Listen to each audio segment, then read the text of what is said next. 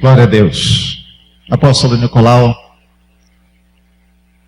está conosco desde ontem. Palavras abençoadas. Glória a Deus.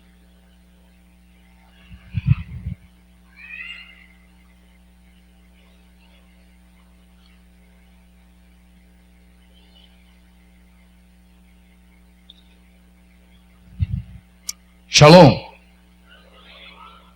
Obrigado pelo ânimo. Shalom.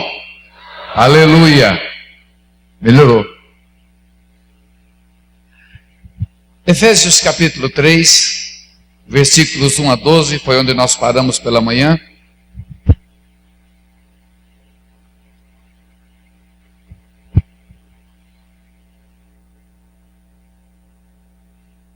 Por esta causa, eu, Paulo, sou prisioneiro de Cristo Jesus, por amor de vós, gentios, se é que tendes ouvido a respeito da dispensação da graça de Deus, a mim confiada para vós outros. Pois segundo uma revelação me foi dado conhecer o mistério, conforme escrevi há pouco, resumidamente, pelo que quando ledes, podeis compreender o meu discernimento do mistério de Cristo, o qual em outras gerações não foi dado a conhecer aos filhos dos homens, como agora foi revelado aos seus santos, apóstolos e profetas, no Espírito, a saber que os gentios são co-herdeiros, membros do mesmo corpo e coparticipantes da promessa de Cristo Jesus por meio do Evangelho, do qual fui constituído ministro conforme o dom da graça de Deus, a mim concedida segundo a força operante do seu poder. A mim, o menor de todos os santos, me foi dada esta graça de pregar aos gentios o Evangelho das insondáveis riquezas de Cristo, e manifestar qual seja a dispensação do mistério desde os séculos, oculto em Deus, que criou todas as coisas, para que, pela igreja,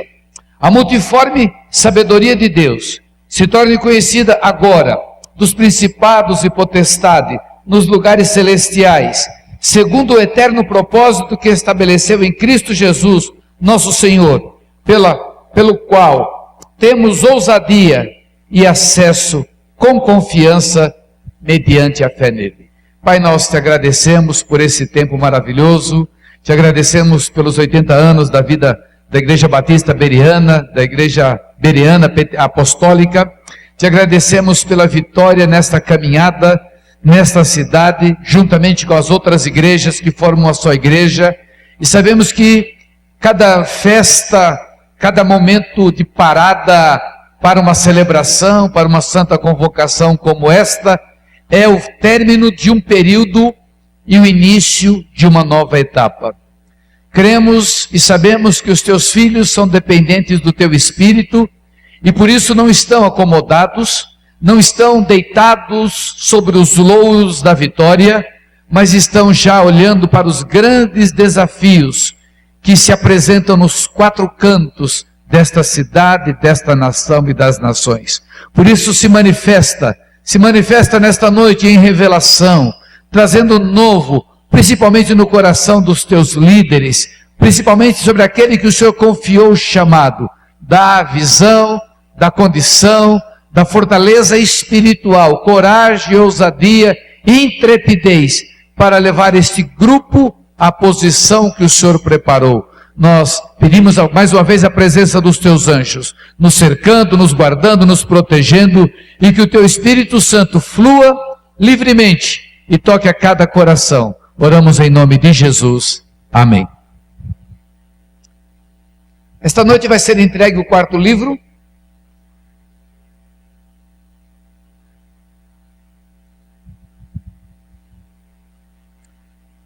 E completa um pacote espiritual, não é uma mensagem aleatória, não é algo apenas inspirativo, é um trabalho técnico e espiritual, metódico e sistemático.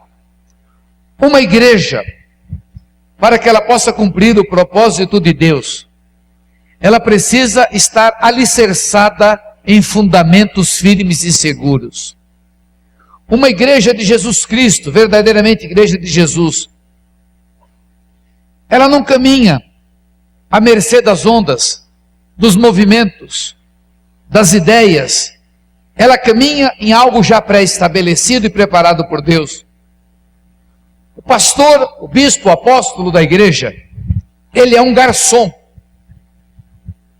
O pastor é garçom. Quando eu ouvi isso pela primeira vez, em 1900 e bolinha, com o Dr. Russell Shedd, e ele estava pregando sobre 1 Coríntios capítulo 4, que os homens nos considerem como ministros, como dispenseiros dos mistérios de Deus.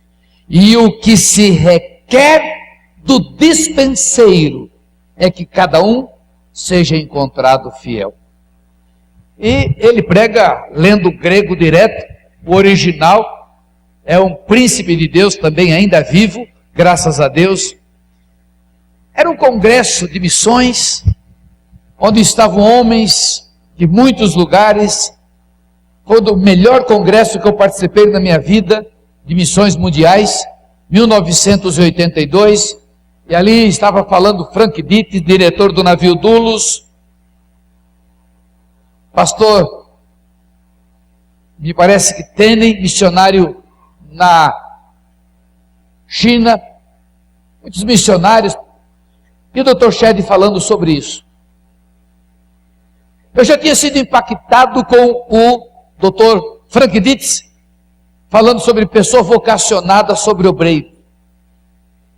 E ele falando ali para seminaristas, para pastores, e ele trabalhou naquele versículo que aquele que Deus chama, o soldado que se alista para o exército, não se embaraça com os negócios desta vida. Eu tinha acabado de me desfazer de uma casa. Eu sempre sonhei ter uma casa própria, sonhava no sonho de criança, e quando eu me casei, eu consegui adquirir uma pelo sistema financeiro de habitação para pagar em apenas 25 anos. E eu tinha uma ideia formada. Eu dizia o seguinte: a casa está no seguro. Se eu viver, eu pago. Se eu morrer, minha esposa pelo menos tem onde ficar com as crianças, 5 filhos, e a minha casa era o meu calcanhar de Aquiles.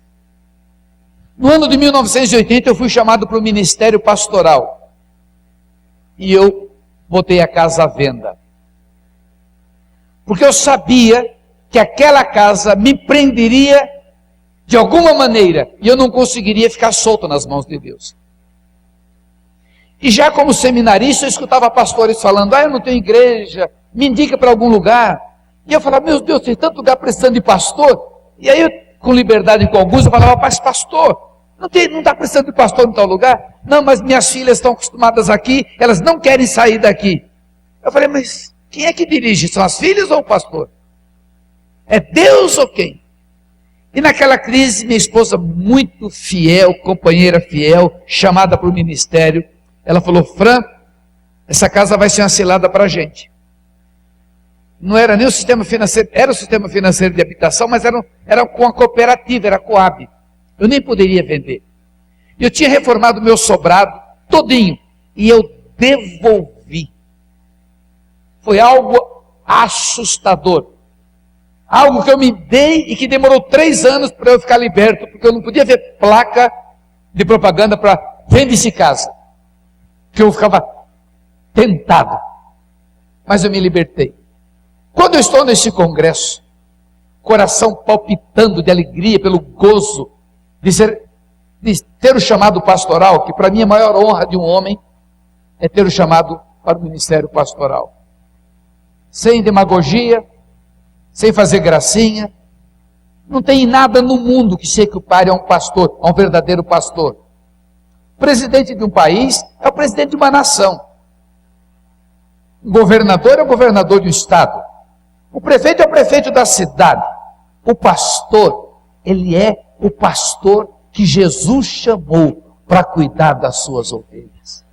Então não tem presidente, não tem, eu não consigo entender alguém que se rebaixe, só se Deus falar, deixar de ser pastor para ir para o governo civil. Tem, é um chamado de Deus, respeito, porque é nobre.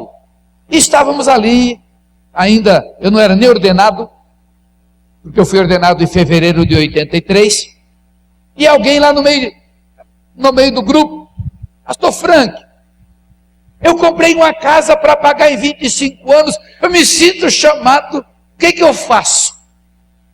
Eu já estava livre, eu falei, meu Deus, que situação. O que esse rapaz espera que o doutor Frank Brits fale? Não paga a dívida?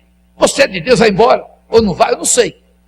E lá de cima do púlpito, saiu como que um raio, ele falando, aquele que é o soldado que é convocado para o exército, não se embaraça com os negócios desta vida.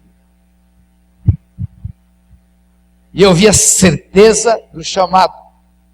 Eu vi a certeza de que Deus tinha falado comigo, porque eu fora chamado para cuidar da igreja. Poucos anos depois, Deus me deu uma palavra em Jeremias, ainda se comprarão campos e comprarão casas nessa cidade. E eu disse, Deus, o Senhor vai me dar uma casa ainda. Um dia eu vou ter uma casa. E esqueci. Daí em diante comecei a morar em casa pastoral e esqueci até que em 1997 Deus me deu um terreno e no milagre nós construímos em 9 meses, no momento menos provável, menos, sem condições. Deus nos deu a casa. E depois Ele me mostrou o seguinte. Eu entrei nessa casa que eu moro, em 9 de maio de 1999. Se eu tivesse ficado naquela, eu terminaria de pagar em agosto do ano 2000. Mas esse não era o problema. Aquela casinha que eu morava naquela região periférica lá de São Paulo, não por ser periférica, provavelmente ela me prenderia e eu nunca teria conquistado o que eu conquistei espiritualmente por estar preso a um bem fixo em desobediência a Deus. E aí quando eu entrei nesta casa, eu falei, Deus, posso mesmo, é minha, é um direito meu. E foi tão impactante que hoje eu posso até sair daquela casa, mas eu não posso vender. A maneira como Deus fez, a maneira como envolveu pessoas, a maneira como algumas pessoas que estavam desempregadas depois foram promovidas, a maneira uma moça falou, eu vou te ajudar, eu vou vender marmitex. Falei, vendendo marmitex. Na semana seguinte ela foi contratada pelo Paulista de Jundiaí, era Parmalat. Aí depois outra pessoa, uma médica, foi promovida para ser médica da Unicamp e da Unimed. Aí começou a me ajudava. Aí de repente se converteu um rapaz que tinha o apelido de pirata. Ele tinha um olho de vidro, bêbado. E eu fui pregar numa célula e ele falava assim, o que é que esse cara está falando aí? Esse camarada que todo mundo desprezava se tornou um crente. E ele falava, pastor, eu vou te ajudar. Tem pedreiro que me deve, vai passar uma semana trabalhando de graça. E essa uma semana virou 2 meses, viraram 3 meses. Depois eu contratei o pedreiro e Deus fez. Mas o que eu quero dizer é que quando Deus nos chama para um projeto igreja, Ele está nos envolvendo no maior mistério que existe. Ele está nos envolvendo em algo que nossa mente não tem condições de entender. Então a gente faz igreja, a gente vive igreja, às vezes de uma maneira estúpida, de uma maneira religiosa. Nós não compreendemos, nós não temos condições de compreender aonde nós estamos inseridos. Nós não conseguimos compreender qual é o propósito. Por que eu? Eu tinha um líder que enquanto eu não fiz a cabeça dele, eu não sosseguei. Porque ele orava assim, Deus, eu não sei o que o Senhor viu em mim, que me salvou. E aquilo me revoltava. Eu falava, meu irmão, Deus não viu nada, você não tem nada, ninguém tem nada. É graça e misericórdia. Aí eu sei, pastor. Aí voltava para orar. Deus, eu não sei o que o Senhor viu em mim, que me... Eu falei, não, meu irmão, Deus não viu nada em você. Você não tem nada, nós não tínhamos nada que prestasse. É um mistério. Deus nos chamou. Ninguém nasceu em berço cristão. Todos nós nascemos na lama. Porque quem não nasceu de novo, ainda que tivesse pai e mãe convertido, mas nós estávamos na lama do pecado, porque todas as pessoas têm que nascer de novo. Eu sou do tempo da PEC, fiz curso da PEC com a minha esposa, cada filha a gente ficava fazendo apelo para os filhos. E tinha uma filha que era dura, ela dizia, não quero me converter não. Minha esposa, nós vamos embora com Jesus, aí eu fico com a casa. Eu fico com as coisas das minhas irmãs. Meu Deus do céu, não é possível, vou perder minha filha. E foi a última, hoje é a mais agarrada com a gente, é a minha líder, é a que executa lá os meus trabalhos de festa, de tabernáculo. Mas ela era durona, e a gente desesperado e falava, filha, você vai para o inferno, eu vou. E a gente vai para o céu, eu fico com tudo aqui. E era um negócio, até que ela se converteu. Porque nós compreendemos que Deus não tem netos, Deus só tem filhos.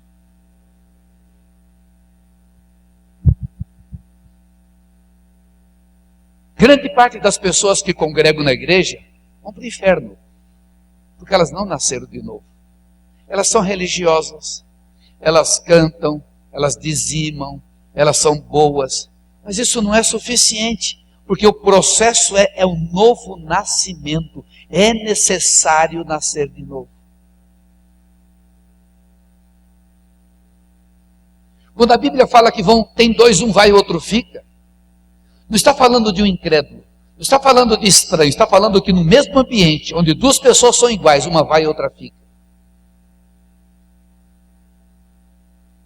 Porque a igreja é um mistério eterno de Deus, oculto, e que é revelado agora. E o maior mistério de Deus, não fique revoltado comigo. Eu sei que vocês gostam de mim, continue me amando, não custa nada, mas não fique revoltado. Você não imagina que o mistério é você fazer parte da igreja. Nós, que somos gentios.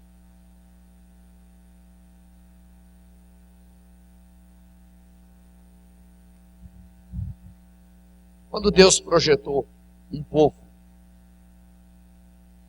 na eternidade, um povo que desse povo, para salvar a humanidade, antes de Deus criar o homem, Deus sabia que o homem ia pecar. Deus optou, Deus poderia criar só macaco, cachorro, gato, onça, jacaré, cobra. Os bichinhos bonitinhos. Lá no hotel que eu estou, tem lá umas carpas que eu fico conversando com elas, os caras acham que eu sou doido. Mas elas me entendem, porque eu chego e digo assim. Eu falo, você já comeu, mas elas... Você está querendo me enrolar, eu não posso te dar comida, você já comeu, eu fico pensando, lindo. E eu fico, para que essas carpas? Tão lindas. Lá em Israel tem um aquário, na cidade de Eilat, que tem mais de 1000 peixes diferentes. Meu Deus, para que essa variedade? E a gente nem pode comê-los. Sim. Então não é para subsistência, é só para enfeite. Sim. São os detalhes de Deus. As borboletas. Tudo que Deus fez com propósito. Mas Deus queria alguém para ser dele. Deus queria alguém para fazer parte da sua família. Mas se Deus criasse alguém para ser igual a ele, Deus teria que fazer livre. Para ele fazer livre, teria que arriscar a pessoa optar não ser dele. E Deus sabia que ao criar um ser semelhante a ele, e desse a liberdade, o poder de escolha, grande parte não iria querer ficar com ele. Mas ainda assim, ele pagou o preço para aqueles que haveriam de aceitá-lo como pai. E no projeto de Deus, aparece a igreja. Ele vai ter um povo dele. O mundo, quando começam as nações, tem que ter o começo. Começo, start, Adão e Eva. Adão, no hebraico, Adão, o M tem que sair pelo nariz, diferente do N, Yerushalayim. Treinar isso porque as meninas do inglês. Eu tenho que treinar, esse é um problema seríssimo, porque o brasileiro, né, tem que terminar, não é isso? Professora lá, Letícia, minha professora Step. Deus precisa formar a humanidade. Em Adão, terra, Adão, vermelho, terra vermelha. Deus coloca todo o DNA da humanidade. E ele cai. E Deus sabia. Mas por que Deus criou? Por que Deus não criou o mecanismo de não cair? Se Deus cria o mecanismo de não cair, o homem não seria livre.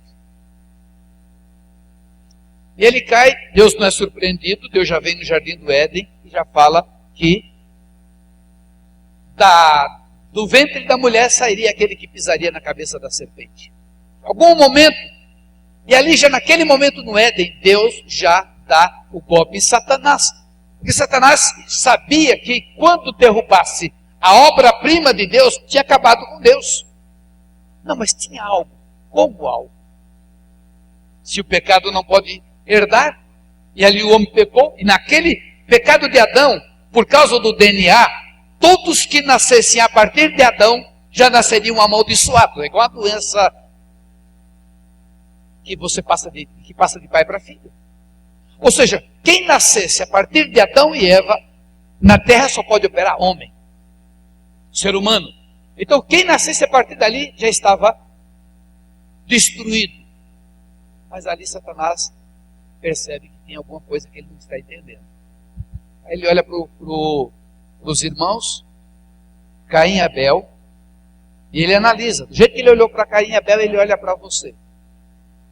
Porque ele não pode entrar dentro da gente. Mas as nossas ações revelam quem somos. E a Bíblia diz em João, lá em 1 de João, que as obras de Caim eram más.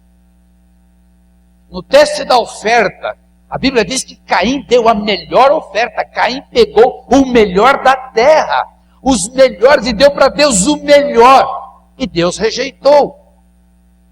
Porque foi uma oferta de rebelião. Ele já tinha aprendido com o pai que precisava ter sangue.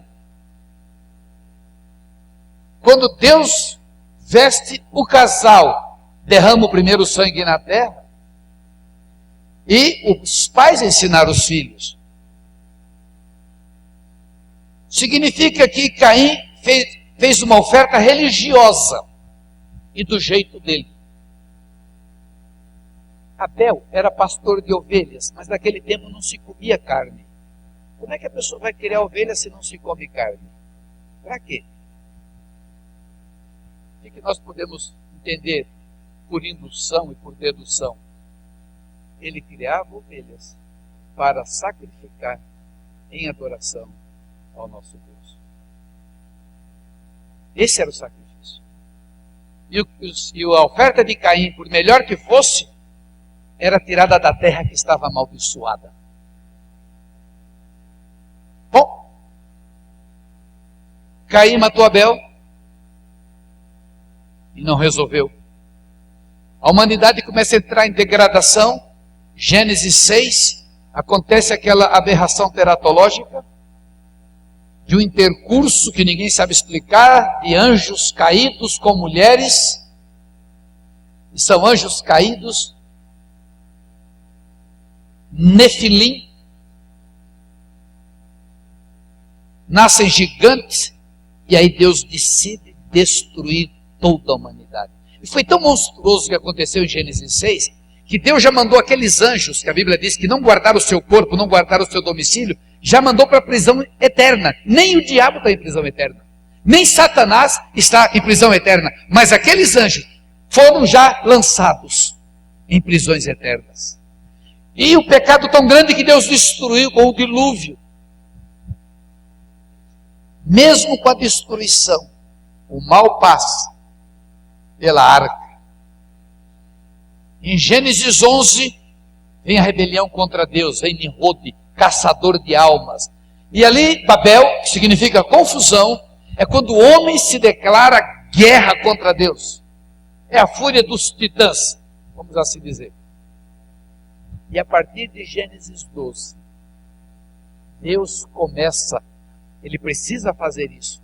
Ele vai revelar a sua igreja. Ele escolhe Abraão, e Deus não pode entrar na terra se o homem não deixar. Nossa, palavra pesada, Deus não pode. Ele não pode ir contra a legalidade. Se ele deu para o homem, é do homem. O homem dá para quem quiser. Quando Satanás procurou Jesus, o Satanás disse, isso aqui tudo é meu, ó. Isso aqui tudo é meu. Eu dou para quem eu quiser. Por que Jesus não refutou? Porque ele falou a verdade. Isso aqui é meu, foi dado para mim, eu dou para quem quiser. Se você me dá um presente, esse presente legalmente é meu, eu dou para quem eu quiser.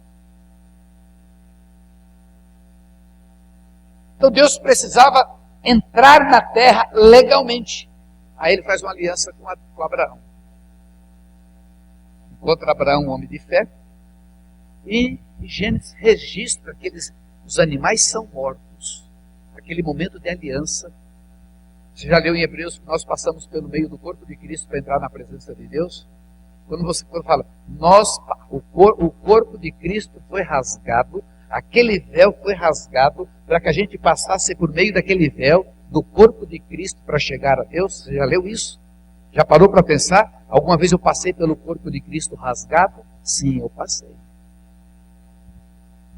Então Abraão matou os animais, botou uma parte de cada lado, só não matou os pássaros. E ele passou no meio. Isso era a maneira de fazer aliança. Abraão passou no meio dos animais. E a Bíblia diz que o fogo passou. Deus. E à noite Abraão ficava espantando as criaturas aladas que representam demônios que queriam comer o sacrifício da aliança. Ali é estabelecida a aliança. Ou seja, agora o que é teu é meu. Eu tenho parte na terra e você tem parte no céu. Mas faltava algo ainda. A igreja está, vamos dizer assim, está incubada. Abraão, você vai ter um filho. Deus é bom. O tempo todo. Eu falo isso porque eu brinco com as pessoas na minha igreja por causa daquele corinho. Deus é bom o tempo todo, o tempo todo. É isso que eu repetindo o tempo todo. Eu não vou pregar, eu fico tirando gozação o tempo todo, o tempo. Mas é assim mesmo. Deus é bom o tempo todo e Ele é bom o tempo todo. Mas Ele dá aquele filho para Abraão para ele poder matar. Para que se estabeleça uma legalidade. Mato de Abraão e eu sou obrigado a matar o meu. Então quando Deus dá Isaac, o filho da promessa, Deus fala a Abraão, mata teu filho. É fácil falar, né? Todo esse tempo depois. Quem tem filho, imagina. Quantos crentes perdem a comunhão com Deus para proteger o filho, para proteger os erros do filho? Prefere agradar o filho do que Deus. Porque ama o filho mais do que Deus. Porque na hora que Deus falou para Abraão, mata o teu filho, Abraão falou, eu vou matar. Pegou o cutelo, pegou a lenha e levou o garoto junto, o rapaz. O duro não é matar. O duro é o diálogo. Botou nas costas do seu filho a lenha. E o filho pergunta, pai, nós temos a lenha. Nós temos um cutelo. Cadê o animal? Você imagina o teu filho? Eu fico imaginando o meu Samuelzinho. Meu filho teve um problema quando ele tinha 19 anos. Até os 19 anos ele tinha um problema de respiração. E ele precisou ser operado. Eu me ajoelhei para orar por ele. E minha esposa que o levou. Quando tem essas coisas mais drásticas, tem que ir o mais forte. Ela já nem me chama, porque quando ele era criança, ele caiu, abriu a testa, fez curativo, depois voltou para casa, caiu de novo em outro lugar. E aí fomos para o hospital e eu estava desmaiando em cima dele, ela teve que segurar ele e a mim. Então ela já não levava mais a mim, deixa para ela tratar, eu fico com a coisa mais leve, que é para orar. Enquanto eu orava, eu estava ouvindo uma música, uma adoração. E eu entrei em desespero. Porque era como se Deus estivesse pedindo a vida dele. Eu urrava. Eu gritava a Deus, eu não vou ter condições. Eu não tenho condições. Eu não. E ali foi uma luta. A operação demorou muito, demorou muitas horas, mas ele venceu. Foi tão sério que com 19 anos, depois que tirou tudo aquilo de dentro, ele falou: mãe, isso é que é respirar? Eu nunca fiz isso. 19 anos. Então eu imagino você com o teu filho, Deus fala: mata. E Abraão matou Isaac. Para que estabelecesse a legalidade, ele matou. Porque ele decidiu matar. Ele matou de direito e não matou de fato. Os advogados aqui, os estudantes de direito sabem sobre isso, né? Você deve ter estudado sobre a intenção premeditada do crime. Então, na linguagem bíblica, na legalidade bíblica, quando Jesus fala, quando o homem olha para uma mulher, já com desejo adúltero, já adulterou com ela. Não aconteceu o intercurso sexual, mas espiritualmente já está em pecado. Se alguém odeia, quer que aquele camarada morra, já matou a pessoa. Ainda que não tenha acontecido de fato, não vai ter as consequências jurídicas, legais, humanas, mas as espirituais, que são mais fortes, já entram em operação. Então Abraão matou. Mas Deus, maravilhosamente, providencia o cordeiro. Daí vem toda essa história do shofar. Abraão olha, está lá um carneiro, Deus fala: não toque no menino. Então Abraão assa lá o animal e sobra só o chifre. Isso não está na Bíblia, mas está nos escritos rabínicos, que Abraão pega o chifre e aponta para o alto, dizendo: eu já entreguei o meu sacrifício, o meu cordeiro. Você agora mande o seu cordeiro. É por isso que quando Jesus aparece para ser batizado, João Batista responde aquela indagação milenar: este é o Cordeiro de Deus que tira o pecado do mundo. Podemos aplaudir o Senhor?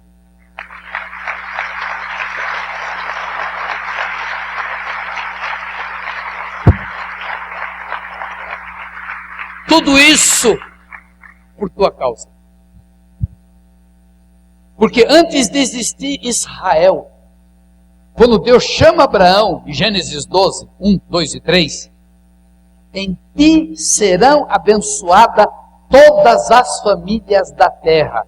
Quem te abençoar será abençoado, e quem te amaldiçoar será amaldiçoado. Ali já é estabelecida a graça, antes da lei. A graça veio antes da lei, 430 anos.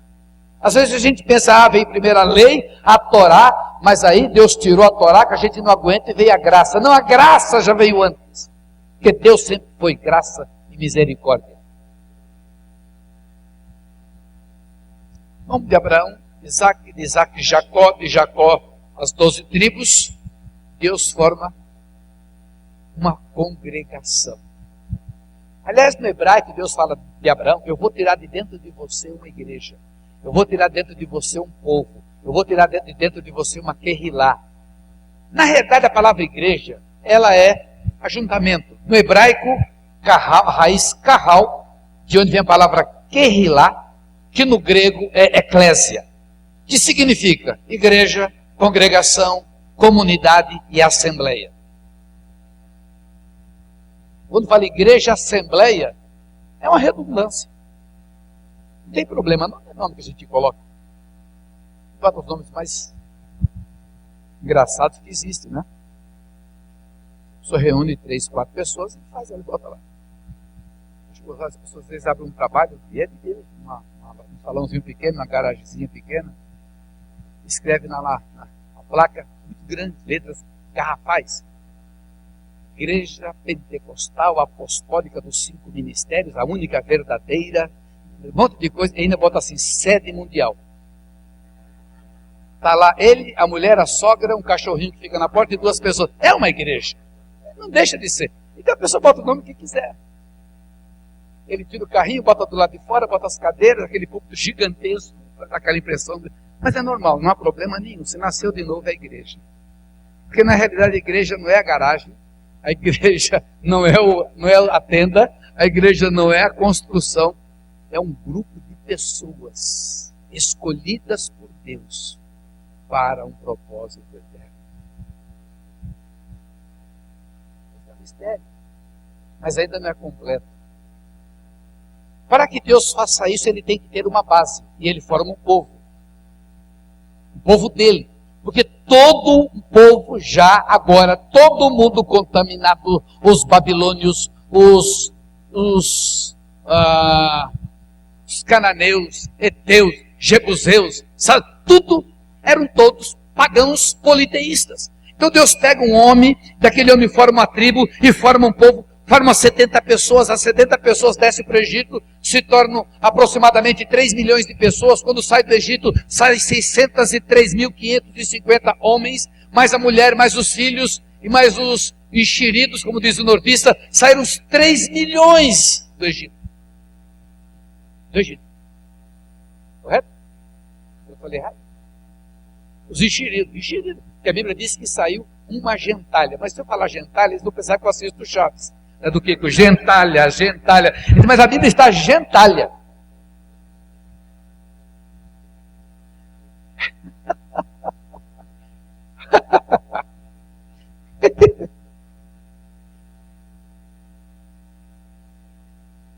A Bíblia diz que as pessoas aproveitaram, eram todos escravos, saindo daquela multidão, entrou junto.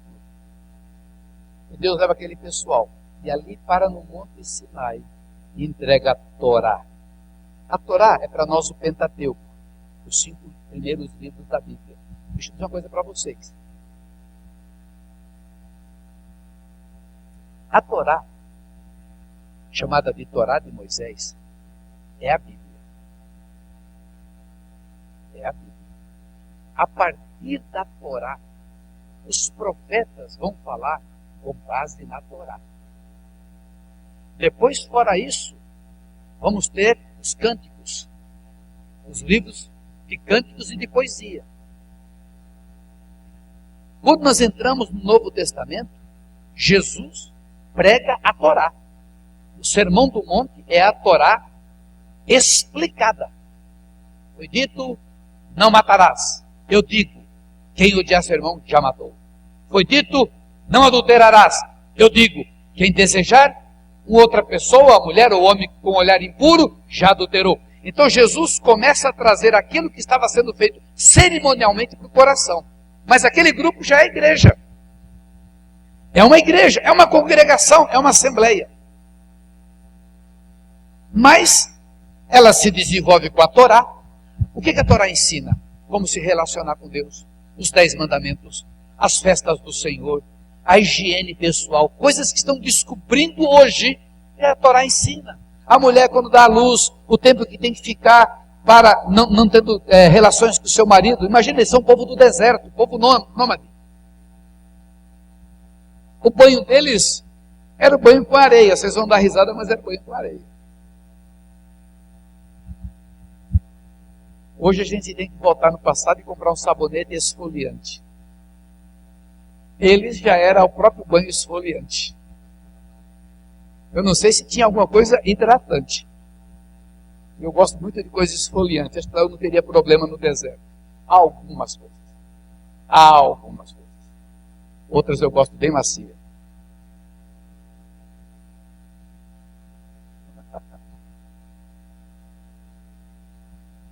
Mas Deus ensina, a ponto de falar assim, faça cada um uma pazinha, para ir fazer suas necessidades e cobrir com a pá.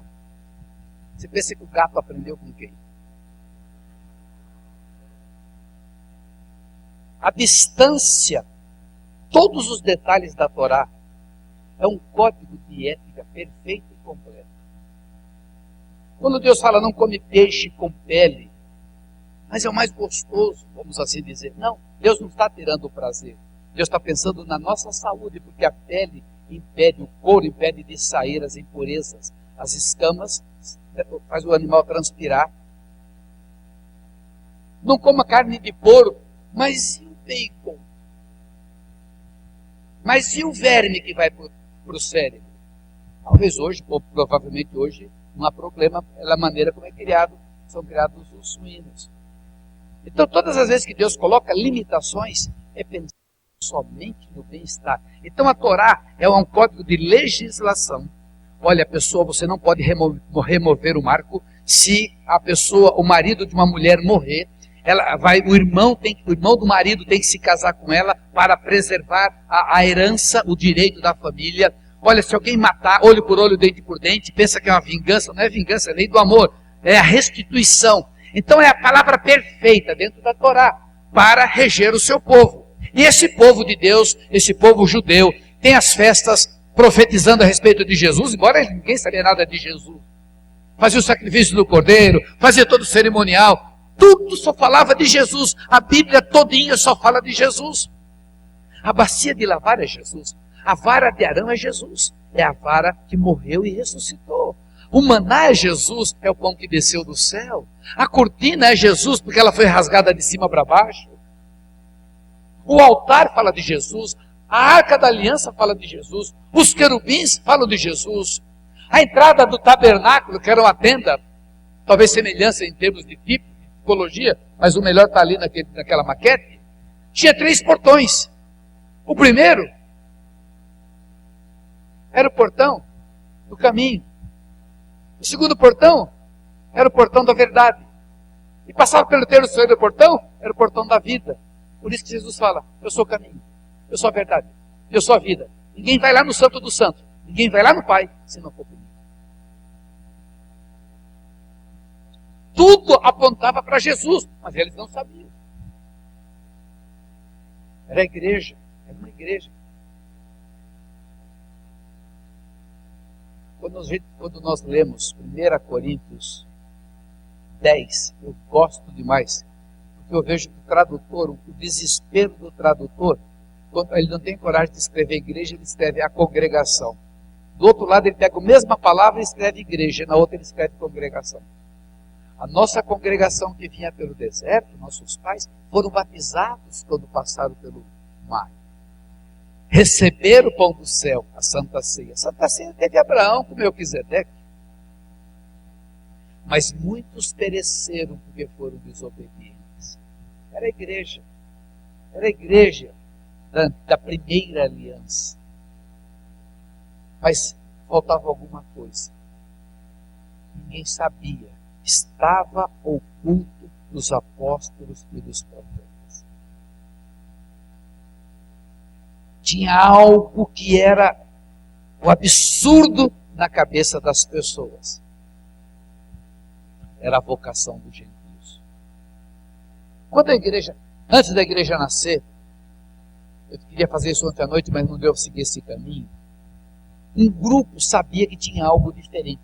Um grupo chamado, uns 400 anos antes de Jesus nascer, houve um silêncio de Deus.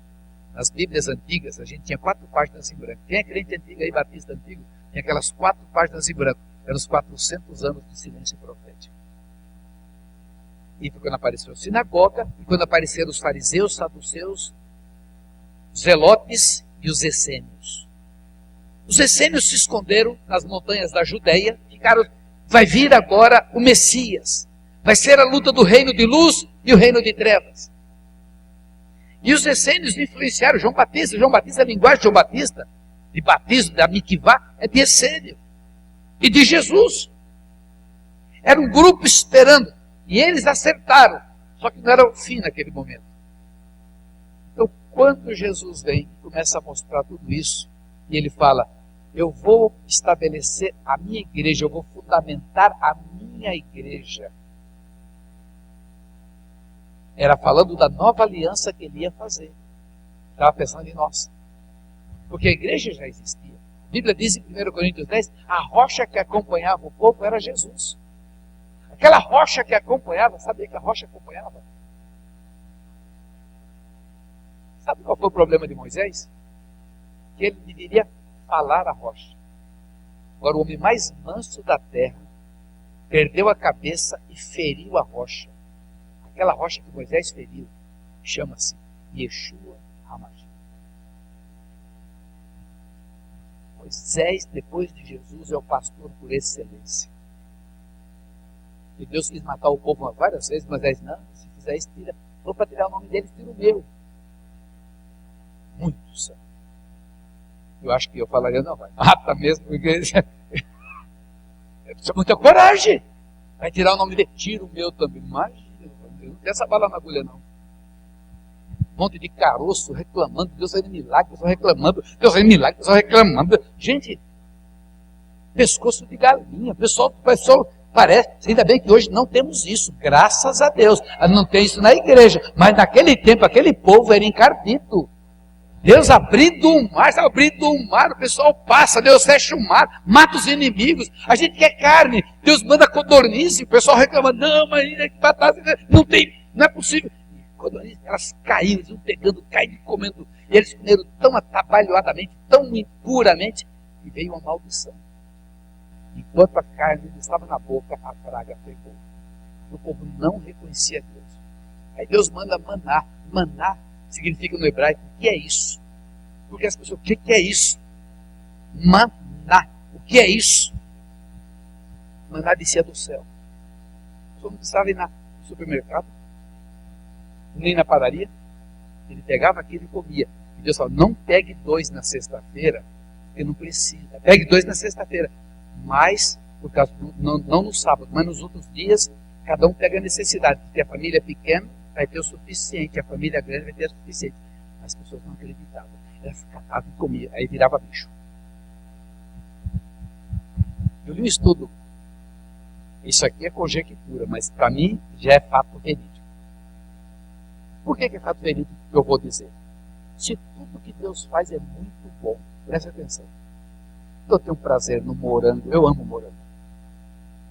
Eu amo, por exemplo, morango com chantilly. Eu amo. Estou dando exemplo do morango. Tem um negocinho que eu gosto. Merengue. Eu amo merengue. Merengue bem feito, com cheio de ovo, bem trabalhadinho, que tem que saber fazer. Delícia. Eu amo kiwi. Eu amo coisas variadas. Para quem gosta disso? Deus podia fazer uma pílula. O homem que é o homem faz uma pílula desse tamanho que tem todas aquelas vitaminas e proteínas. Ele fica no espaço 6 meses. Não precisa nem ir no banheiro. Não entra nada, dissolve lá dentro. Por que Deus, que é Deus, faz toda essa variedade? Porque Ele quer o nosso melhor. Então aquele maná tem um segredo. Olha, o dia que eu estudei sobre isso, eu ali fiquei maravilhado. Porque o maná era como sementes de geada, diz. Você recolhia e comia. Há uma linha de rabinos que diz o seguinte, que o maná trazia na sua boca o gosto daquilo que você estava com vontade de comer.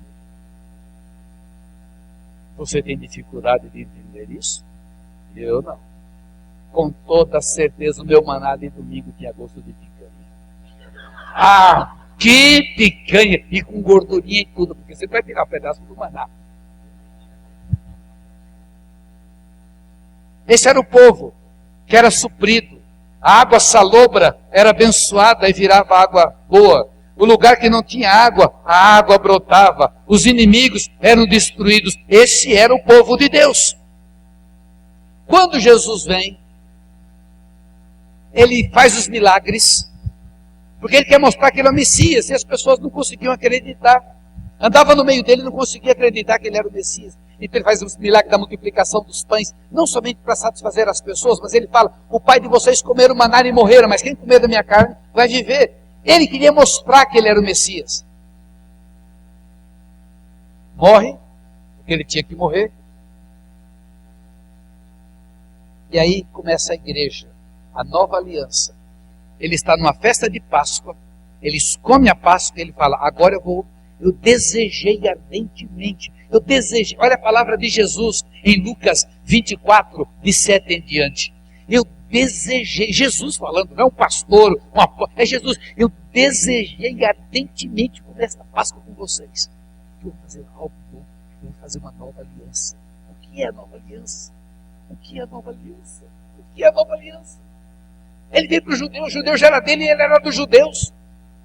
A palavra vai falar primeiro para o judeu e depois para o grego. Primeiro para o judeu e depois para o grego. O judeu já era dele, ele já tinha o povo dele. Então ele estabelece a nova aliança. E a nova aliança é para formar a nova humanidade. Os 3.000 judeus se convertem, depois 5.000 judeus se convertem, e a Bíblia diz em Atos, vocês vão estudar Atos, agora vocês vão ler isso, que em Jerusalém existia milhares, dezenas de milhares de judeus convertidos. Uma igreja só tinha judeu, não tinha nenhum de nós gentio. Quando vai entrar o primeiro gentio, é problemático. Primeiro que os apóstolos não conseguiam entender que ele tinha que falar com o gentio. Jesus teve que falar e forçar a barra, porque eles não saíam dali. Porque como é que você, a gente come porco, a nossa vida de paganismo, mas Deus queria salvar o gentio. Foi um parto. Foi um parto. Cornélio, por exemplo, tem que aparecer revelação aberta. Pedro está ali esperando a refeição. Desce o lençol, jacaré, crocodilo, alligator, a passa, vem tudo aquilo que a Bíblia diz que é comida não imunda, impura. Não tem nada imundo, é impuro. A tradução não está legal. É impuro, não próprio. É a palavra do céu, Pedro, mata e come. Se Pedro vivesse nos nossos dias e conhecesse o evangeliquez, ele ia falar, está amarrado em nome de Jesus. Mas ele não conhecia ainda. Ele, não, Senhor, não vou colocar na boca algo impuro. Não fale algo imundo, aquilo que eu santifiquei. E desce o lençol de novo. Está aqui o cardápio, vocês vão comer isso hoje. Não. Terceira vez, não. Revelação aberta, visão aberta. Se você presta uma experiência dessa, Deus está falando comigo. Aí toca a campainha, não tinha campainha. Bate lá na porta. Já é o pessoal de Cornélio. Cornélio era um centurião romano que ofertava e orava, mas não ia para o céu, ia para o inferno. Isso é muito importante entender. No dia que eu entendi Cornélio, eu parei de falar assim para a igreja: só os crentes tragam os dízimos e ofertas. Hipócrita. Isso é hipocrisia. Queria dar uma de santinho, se mais bonito ou não. Os visitantes fiquem à vontade, isso é coisa nossa de igreja. Não, a pessoa pode se converter porque deu oferta. Porque a Bíblia diz, Deus viu as ofertas de Cornélio e as orações e decidiu salvá-lo. Então, o visitante que ofertar, pode ofertar assim. Está com o seu dízimo, está com sua oferta. Sério, né? Queremos às vezes ser mais realistas que o rei. É fugir do extremismo e cair no outro. Então Deus quis salvar Cornélio. Por que Deus o salvou? Porque não pode salvar assim. Tem que ser pela pregação do Evangelho. Isso já é um mistério. A pessoa só é salva pela pregação do Evangelho. É o mistério da cruz. Você prega a palavra da fé. A pessoa não lê.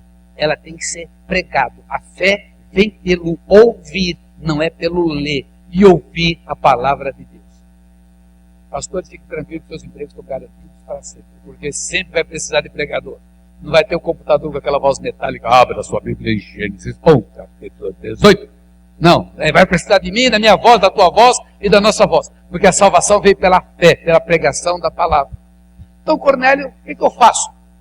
Pega o GPS, coloca aí, rua chamada direita, vai na casa de um Simão Curtidor, tem lá o Pedro, então o pessoal botou o GPS, tá? E saiu lá daquela região e foi para lá. Pedro teve a visão. O grupo chegou. Pedro pega 6 pessoas. Por que Pedro pegou 6? A Bíblia, tudo para a Bíblia tem um significado. Pedro pegou 6 pessoas. Porque, quando eles contaram o motivo, Pedro falou, bom, eu vou, Deus falou comigo, vamos para lá. Dormir aquela noite e foram. Porque Pedro sabia que a comissão de ética da primeira igreja batista de Jerusalém ia pegar no pé dele, porque ele ia entrar na casa de gentio.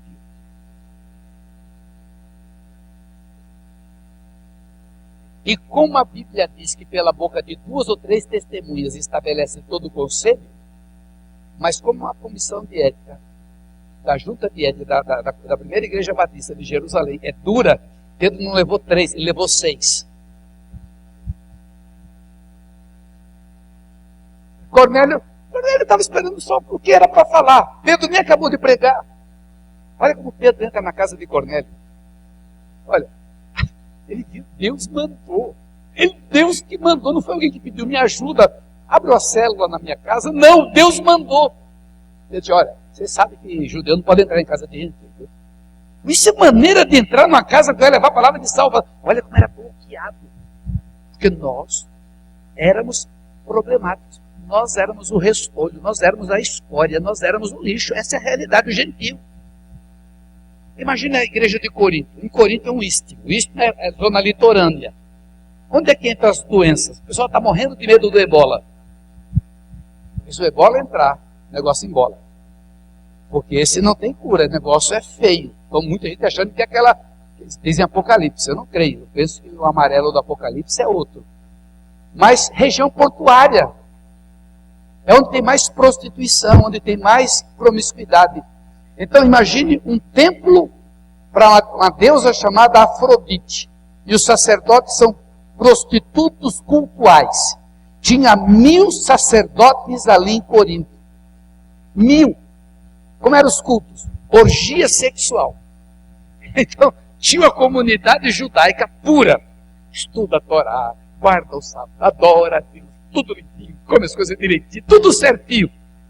Aí, como é lugar pequeno, se conhece todo mundo. Vem um cidadão, num culto nosso, vamos imaginar que nós somos os judeus. Vem esse cidadão, senta aqui. Aí ele senta, todo mundo já pula para cá, os de banco vão para lá, porque não quer encostar. Só que a Bíblia manda dar o ósculo santo. Como ósculo santo? Beijar, receber. Estou dizendo isso só para a gente poder entender o que é gentil fazer parte da igreja de Jesus. Foi muito difícil. Pedro foi chamado não pela Junta Batista, mas foi chamado pelos apóstolos. Em Atos 15, eles discutem isso. Realmente Deus, Amós diz, realmente Deus vai salvar também os gentios.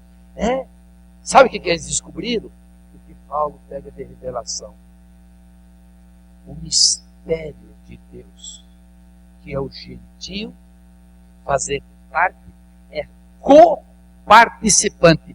O gentio é socó do judeu. Ele é coparticipante do povo de Deus. Isso é graça. E agora, aonde o senhor quer chegar, pastor? Eu quero chegar ao seguinte: quando você não conhece o que você faz, quando você não conhece o teu Deus, quando você não conhece a tua história, a tua vida é pobre, a tua vida é medíocre. Você vai viver a vida de igreja como se fosse um favor para Deus. Olha, eu vou, senão o pastor manda alguém me buscar. Senão eu vou, senão a pastora liga para mim. É como se você estivesse fazendo um grande favor. Não. O mistério é por que nós estamos aqui. É uma graça inimaginável. Sabe por que graça? E por que o judeu tem dificuldade conosco de entender? Porque eles tiveram que guardar, embora ninguém foi salvo por guardar. Mas eles se purificaram, eles seguiram a palavra, eles seguiram Deus, eles eram o único povo de Deus. Mas de repente Deus manda a gente entrar na festa também. Mas a gente continua comendo carne de porco, a gente continua com o nosso jeitão. Sim, porque nós não conseguimos atingir o padrão deles. E Deus permite que nós, pela fé, nos juntemos a Ele e sejamos todos a mesma coisa. Povo de Deus, a igreja de Jesus Cristo.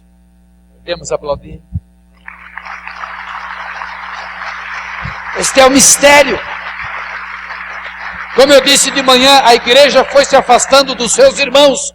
A igreja foi se afastando dos judeus. A igreja paganizou e começou a inventar Natal, e começou a inventar a Páscoa, e começou a usar tudo aquilo do paganismo, e se tornou a igreja romana. A dona Helena, lá, mãe de Constantino, 300 e tantos anos depois da morte de Jesus, vai lá para a Terra Santa e diz que descobriu a cruz, e traz os pedacinhos de madeira, e depois ela traz o famoso santo sudário, e começa a idolatria, começa a levantar capelas. Sempre Deus usa para o bem, porque o fato dela colocar aquelas capelas, hoje serve pelo menos para você ter um referencial. Aqui foi aqui, isso aconteceu aqui.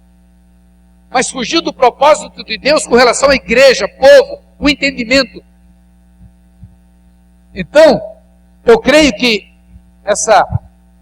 Essa direção que o apóstolo teve, de nos trazer para a palavra, vai nos levar a um entendimento sobrenatural, não para sermos melhor que os irmãos de outras igrejas, mas que a gente possa viver uma vida de verdade, porque nós estamos apenas caminhando com uma perna. E eu já vou começar a caminhar para o final da mensagem. Nós estamos caminhando mais ou menos assim.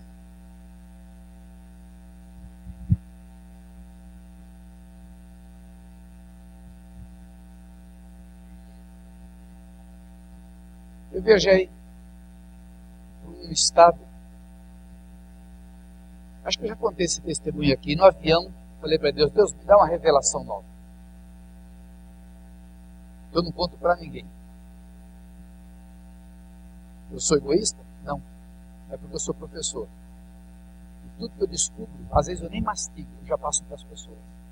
Então logo no início do mover, eu começava a ler um livro, igreja! Eu nem podia ter livraria, senão era coisa para... Eu parecia que eu estava querendo ganhar dinheiro. Toda semana, esse livro é maravilhoso, esse livro é maravilhoso. Esses dias, voltando de uma viagem, comecei a evangelizar uma bióloga. Eu falei, você tem que ler esse livro. Ela, qual? Olha, mas se você ler o Clube de Bilderberg, você vai entender isso. Ah, mas você que estuda política, você tem que ler A Revolução dos Bichos. Ela falou, aí quando chegou no quinto ou sexto livro, ela falou, moça, esquece um pouquinho. Vamos para a Bíblia. Mas você acredita que a Bíblia é verdadeira? Eu falei, eu creio. Mas o que faz você crer? Eu tive uma experiência. Ah, você quase morreu? Não, nunca quase morreu. Mas eu digo que eu entreguei Jesus, a minha vida a Jesus. Aconteceu algo. E hoje, se precisar morrer, eu morro. A igreja começou a chorar. As pessoas do banco da frente começaram a olhar para trás. Porque eu falo muito de livros. Eu passo quem é professor quer ensinar. E eu falei, Deus, me dá uma revelação nova que eu vou meditar primeiro, vou mastigar antes de passar para os outros. Aí ele falou, os dois filhos, o filho pródigo é Israel. E o outro filho é a igreja. E eu comecei a discutir com Deus no avião. Tinha aquelas palavras de Deus, não juro de Israel não. A Bíblia diz, a tua palavra diz que só entra no céu se nascer de novo. Israel por Israel, a gente ama, é protegido como nação por causa das promessas. Mas se não nascer, não vai para o inferno. E eu estou lá no avião. E aqui os Israel. Eu falei, não, Deus, de filho pródigo eu conheço tudo. Eu estou falando com Deus. De filho pródigo eu conheço tudo, porque eu li A Volta do Filho Pródigo. Eu já estudei o filho pródigo na ótica da mãe. Eu já estudei o filho pródigo na ótica do pai. Eu já estudei o filho pródigo na ótica do irmão. Eu já estudei o filho pródigo na ótica da empregada. Um livro maravilhoso. Maravilhoso, foi feito baseado num quadro que tem no Museu de São Petersburgo. Um quadro de Rembrandt, em que o pai está com as mãos espalmadas na costa do filho. Foi feita uma obra magnífica. De vez em quando eu leio esse livro. E naquela época eu estava no G12. E eu ministrava o filho pródigo. Então eu era tão bom filho pródigo. Deus sabia mais que Deus que era filho pródigo. Aí o avião pousou, eu desci meio contrariado, que terminou meu diálogo. Quando a família me recebe, a pessoa fala, apóstolo, temos uma surpresa para o senhor hoje à noite. Era um culto de sexta-feira, eles faziam o Shabat. Então, cansadão de viagem, antes de me levar para o hotel. Mas eu vou falar uma coisa para o senhor, Deus está falando comigo essa semana sobre o filho pródigo. Subiu a antena, eu fechei a boca, fecha a boca, não dá pista. Irmã, Deus me falou que o filho pródigo era Israel. Eu falei, aham. Vou pro hotel, descanso. Quando eu vou pro culto à noite, a mesa cheia de frutas, não tem problema porque eu faço isso. Eu faço ceias, eu boto frutas, mas ali tinha vela. Eu gosto de vela e de incensário. Eu falei, meu Deus do céu, esses camaradas, eu falo de Israel, eles vão dizer no Brasil que foi eu que ensinei isso, eu não ensinei. Eu falei, o que você fez? O que você fez? Aí eu sentei. Aí o rabino convertido, com um talite, Deus de Abraão, Deus de Isaac, Deus de Jacó. Feliz, o que é isso? Não, tranquilo. Aí veio com o incensário, passa aquela fumacinha perto de mim. Meu Deus, isso aqui está parecendo um negócio que eu conheço. E noite de sexta-feira ainda. Ai, meu Deus, a turma já veio em cima de mim, já estou perdido. Aí termina o ritual, distribui lá o pão, o vinho. Aí o pastor pega o microfone e faz do nosso jeitão. Bênção e honra. A igreja começa a dançar e eu danço, eu amo essa música. Eu amo tanto essa música, eu danço tanto que essa semana eu recebi um vídeo de uma menininha de 2 ou 3 anos cantando bênção e honra. De tanto ver eu dançar, já dançando, você faz escola, né? Aí eu falei, que coisa de doido, o que está acontecendo aqui? Aí ele me chama para ministrar já a ceia final. O rabino, quando vai me abraçar, o talite derruba a taça e quebra a taça. Aí eu estremeci, porque o judeu quebra a taça no casamento. Deixa eu ensinar uma coisa: quebrar a taça, o pessoal quebra e diz que é para dar sorte. Não tem nada a ver. Quebrar a taça no casamento significa: casamento é o momento mais feliz na vida de uma pessoa. Mas quando quebra a taça, nós estamos felizes, mas nós temos que saber que o tempo ainda está derrubado. Só que quebrar a taça é casamento. Quando o rabino me abraça, joga o talite, quebra e me abraça, por isso é bom, falei para você. Deus falou. Você viu como ele orou? Ritualisticamente. Não consegue me chamar de pai. O gentil, já pulando bola, já dando, e fala, como se tivesse, né? Aquela liberdade. Tem pessoas que parecem que andam com Deus 24 horas, Deus falou comigo, Deus falou comigo. Uma audiência direta com Deus. Deus falou comigo, Deus falou comigo. Deus falou comigo. Que bom, Deus está falando. Então, o gentil já é mais à vontade. E Deus disse, a igreja gentílica tem que aprender a reverência do outro irmão. E aquele irmão tem que aprender a reverência desse irmão. E eu quero os dois comendo a mesma mesa. A grande surpresa é que o irmão mais velho não é o judeu. O irmão mais velho é a igreja. O irmão mais novo é o judeu que foi disperso para o mundo. E hoje a gente fecha as portas para ele. A gente não deixa voltar. Em Lucas 15, de 11 em diante, fala que quando ele voltou, o irmão mais velho ficou revoltado. Eu te servi todo esse tempo e você, agora vem esse aí que gastou tudo no mundo. E o pai fala, ele estava morto e reviveu. Isso não é motivo de gozo? A nova humanidade é feita de judeus e gentios convertidos. Eu estava entendendo que Deus falou que era o judeu. Ele não era o judeu, era o judeu messiânico. Era o judeu nascido de novo. E agora, nos últimos dias, eu não sei como nós vamos fazer. Nós não vamos transformar nossas igrejas em sinagogas, não é nada disso. Mas nós vamos apoiar os nossos irmãos, porque eles estão agora à beira do que vai acontecer. Os Estados Unidos era a única nação que protegia, ela está recuando. A igreja americana, os Estados Unidos foram fundados por judeus. Sabe o que significa tio Sam? Samuel. Estados Unidos representa Israel. Lembra que eu falei do Tetrado ontem, de 1492, que eles foram e descobriram a América? Nós só não somos mais abençoados porque nós mandamos a bênção embora. Primeira sinagoga no Brasil, em Recife, nós mandamos os judeus embora.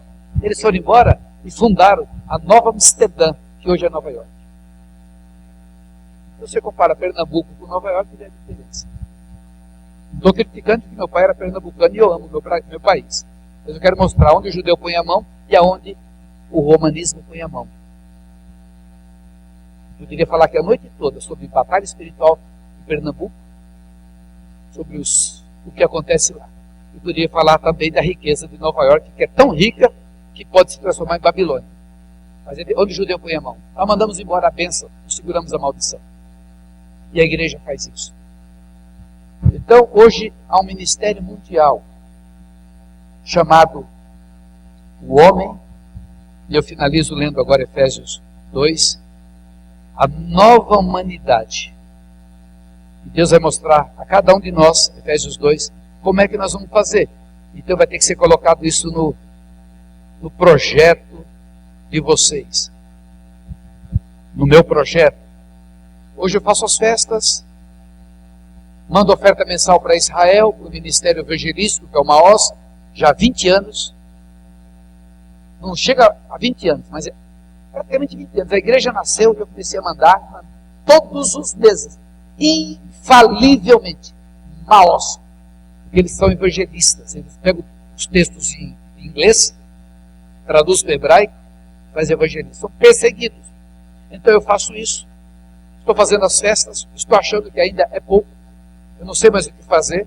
Não tem nada que judaizar a igreja. Quando fala isso, as pessoas já pensam que é judaizar. Mas eu tenho que fazer alguma coisa pelo meu irmão. Porque Jesus só vai voltar quando acontecer a plenitude. Quando acontecer a plenitude, desce a glória Shekinah. A gente está falando de avivamento. Avivamento não vai acontecer enquanto não acontecer dos dois irmãos sentarem à mesma mesa. Nós vamos nos esforçar, nós vamos cantar, nós vamos sentir que falta ajuda. Quando você faz a história dos avivamentos, é relacionado com Israel. Há um movimento no mundo chamado Restauração do Verdadeiro Nome. Eu tenho a Bíblia, e é tão interessante que eu vou cancelando todas as minhas Bíblias, porque eu vejo traduções erradas. Digo uma Bíblia agora que para mim era a melhor Bíblia. Hã? E aí comprei, quando lá veio lá na Bíblia a tradução, o arco-íris. Não existe arco-íris na Bíblia. No original é arco de Deus, porque íris é palavra pagã.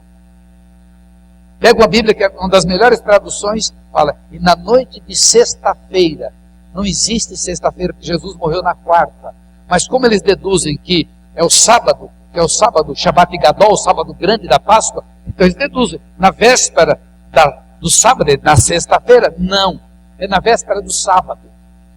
Então nas grandes festas, o sábado é o sábado maior, então o sábado não é o sábado nosso, só da quarta, do sábado mesmo.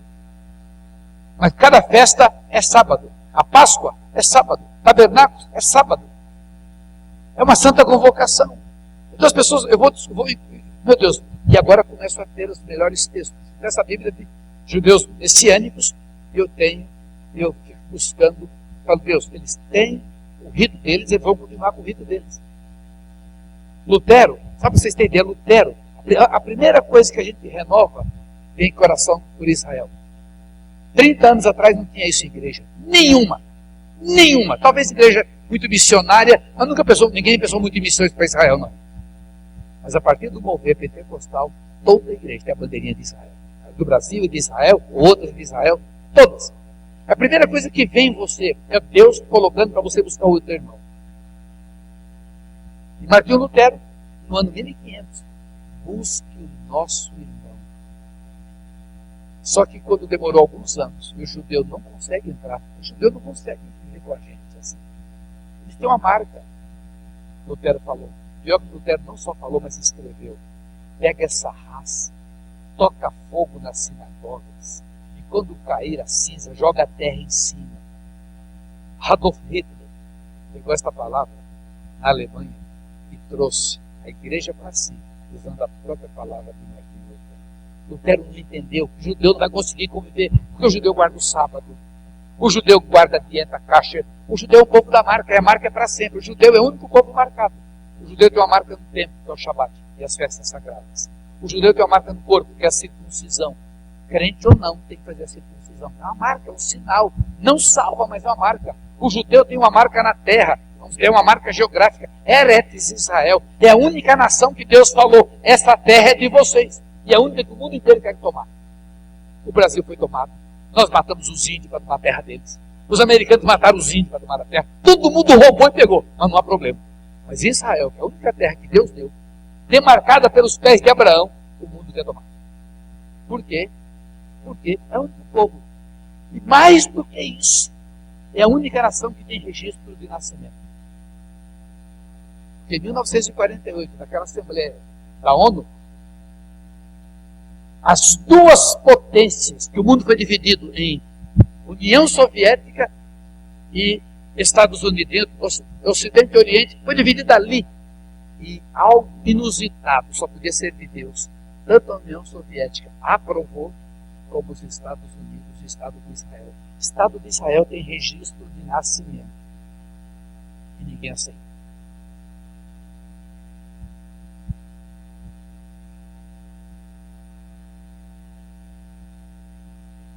Israel é o único povo que tem uma marca na comida. É dieta kashrut, é o kasher. O povo judeu é o único povo que tem a marca na roupa. É o tzit, é o talit. O povo judeu é o único povo que tem uma marca nas casas. Na porta da casa é a mezuzá. E o judeu tem uma marca, que é a Torá. Que é a Torá de Moisés. Isso é um povo. Então eles têm a reunião deles diferente da nossa. Maravilhosa. Eu sou líder de igreja gentílica porque Deus mandou, mas se eu pudesse escolher, eu seria convertido messiânico. Porque lá aquele louvor ele me pega, porque talvez eu seja judeu. Mas eu tenho que fazer alguma coisa por eles. Porque a Bíblia diz o seguinte, e eu finalizo agora e oro para o destino profético de vocês. Efésios 2. Ele vos deu vida, estando vós mortos nos vossos delitos e pecados, nos quais andastes outrora segundo o curso deste mundo, segundo o príncipe da potestade do ar, do espírito que agora atua nos filhos da desobediência, entre os quais também todos nós andamos outrora, segundo as inclinações da nossa carne, fazendo a vontade da carne e dos pensamentos, e éramos, por natureza, filho da ira, como também os demais. Mas Deus, sendo rico em misericórdia, por causa do seu grande amor com que nos amou, estando nós mortos em nossos delitos, nos deu vida juntamente com Cristo, pela graça sois salvos. Nos ressuscitou e nos fez assentar nos lugares celestes em Cristo Jesus. Pulo para o versículo 11 para adiantar.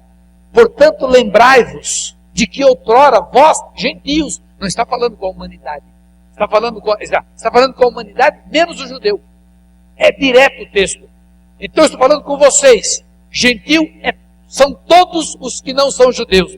Portanto, lembrai-vos, vós de que outrora, gentios na carne, chamados incircuncisão, por aqueles que se titulam circuncisão na carne por mãos humanas. Olha o verso 12, me assusta o versículo 12. Naquele tempo, estáveis sem Cristo, separados da comunidade de Israel.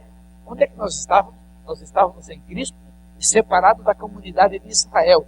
Essa palavra comunidade é eclésia, é a mesma coisa de igreja, é a mesma coisa de assembleia. Nós estávamos separados da igreja de Israel. Nós éramos estranhos às alianças da promessa, não tendo esperança e sem Deus no mundo. Literalmente, nós estávamos no mato sem cachorro. Diga now, agora, em Cristo Jesus, vós que antes estavam longe, fostes aproximados pelo sangue de Jesus. Porque Ele é a nossa paz, do qual de ambos fez um, e tendo derribado a parede da separação que estava no meio, a inimizade, aboliu na sua carne a lei dos mandamentos, na forma de ordenanças, para que dos dois criasse em si mesmo um novo homem, fazendo shalom, fazendo a paz, e reconciliasse ambos em um só corpo com Deus, por intermédio da cruz, destruindo a inimizade. Então aquela inimizade que existia foi cancelada em Jesus. E vindo evangelizou paz a vós outros que estavam longe, e paz também aos que estavam perto, porque por ele ambos temos acesso ao Pai em um Espírito. Agora, nós aqui, eu, você, agora já não sois estrangeiros e peregrinos, mas concidadãos. Ou seja, tem os cidadãos, nós somos com os cidadãos. Nós somos concidadãos dos santos, eles. E sois da família de Deus, edificados sobre o fundamento dos apóstolos e dos profetas, sendo ele mesmo Cristo Jesus, a pedra angular, na qual todo edifício bem ajustado cresce para o santuário, dedicado ao Senhor, no qual também vocês também, juntamente, estáis sendo edificados para a habitação de Deus no Espírito.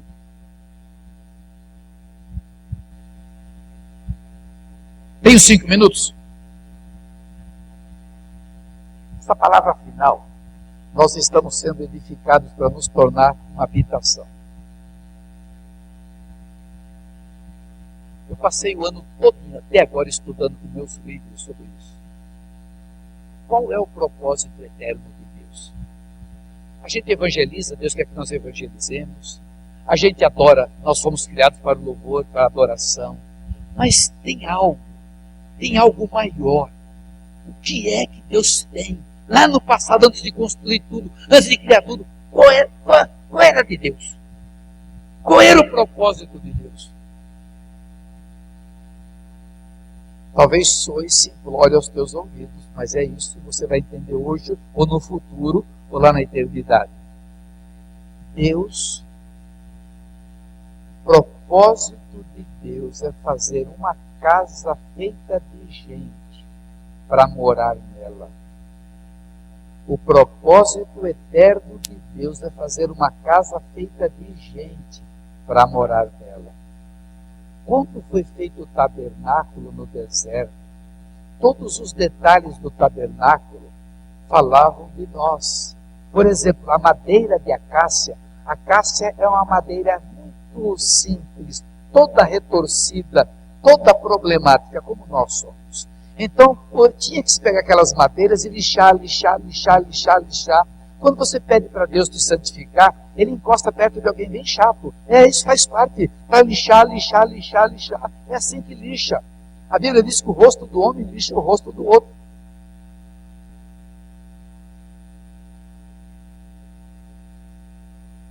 Você vai viajar, voo longo de 12 horas, 11 horas, Deus, põe uma bênção do meu lado, espera que Ele vai falar.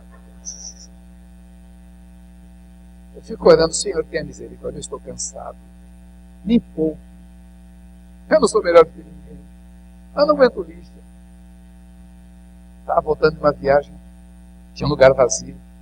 Falei, voo internacional, aí aparece uma mulher brasileira discutindo. Falei, vai sentar aqui. Brasileiro, discutindo. Pá! Eu fechei os olhos. Era de noite, tentei dormir. Eu estava fingindo, eu estava tentando dormir. Daqui a pouco, com licença, sento. Eu dormi. No meio da noite eu acordei. Liguei minha luzinha, para não acordá-la. E abri minha Bíblia, bem devagarzinho. Ela abriu os olhão, eu te conheço.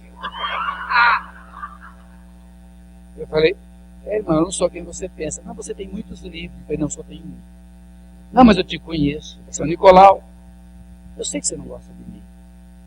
Eu falei, mas como é que eu não gosto de você? Porque eu sou representante da pessoa fulano de tal. E o senhor não gosta. Eu falei, não, irmão, é diferente não gostar. Aí começa. Acabou meu povo. Eu falei, eu não aceito essa história de que uma pessoa morreu e está no céu intercedendo para o outro. Eu tinha isso no catolicismo. Agora que eu sou crente, não posso aceitar que a pessoa morreu e está lá intercedendo. Não, não é bem assim. Eu falei, eu sou problemático. Deixa a mulher não me largou. E foi até o voo. E eu vou lá, o senhor vai fazer seminário no Rio, eu vou lá que eu vou te provar. É lixo, é Deus me santificando. Então, a madeira de acácia vinha toda cheia de caroço. Botava. Mas onde é que ficava a madeira de acácia? Numa base de prata. Prata fala de redenção. Deve estar ali, aquela tabernáculo. Depois que estava tudo certinho, cobria com a camada de ouro. O ouro fala da santidade e da glória de Deus. E era coberta com as peles. Tudo ali fala de gente. E fala de Jesus dentro, no Santo dos Santos. Por ocasião da construção do templo, e isso aprendi também em 82, quando eu escutei Pedras Vivas, pregada pelo Dr. Frank Pitts.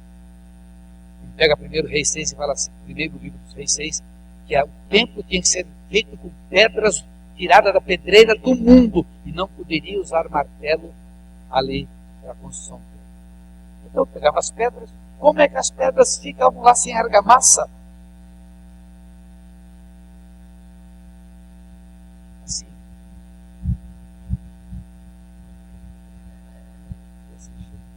pedras eram lixadas, uma no templo e outra. Aí tem aquele irmãozinho, isso eu estou repetindo o que o Frank disse, tem aquele irmãozinho que quer aparecer, senhor, me põe lá em cima, para todo mundo ver, põe lá em cima. Você quer ficar naquele cantinho? Não há problema. Graus. Quebra todinho para encaixar naquele lugarzinho. Você vai todo quebrado para ficar naquele lugar. Mas aí depois vem a cobertura e ele fica escondido, porque só Jesus pode aparecer. Então quando você vai para 1 de Pedro 2,9, fala que nós somos pedras vivas, nós somos sacerdócio santo, baseado em Êxodo 19,6. Por que Deus pega um texto de Êxodo 19,6, antes de entregar a Torá, que ele entrega a Torá em Êxodo 20, ele fala assim, se guardares as minhas leis e os meus mandamentos, vós sereis nação santa, povo adquirido, sacerdócio real. Sereis! Mas quando vai 1 Pedro 2,9, vós sois. Já somos. O propósito eterno de Deus é uma casa maravilhosa para Ele morar.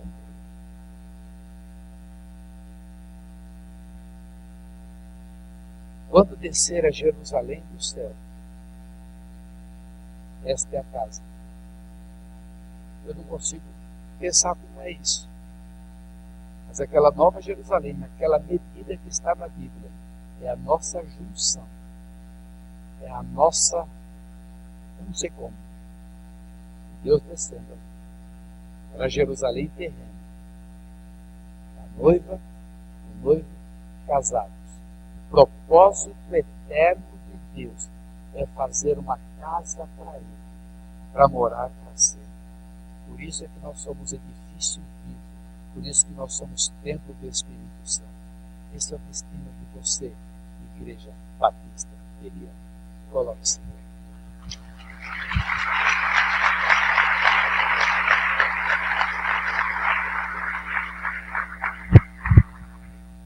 Aqui está, Pai, parte do teu povo, parte da tua igreja, que descansa nesta noite e comemora as alegrias de vitórias de décadas.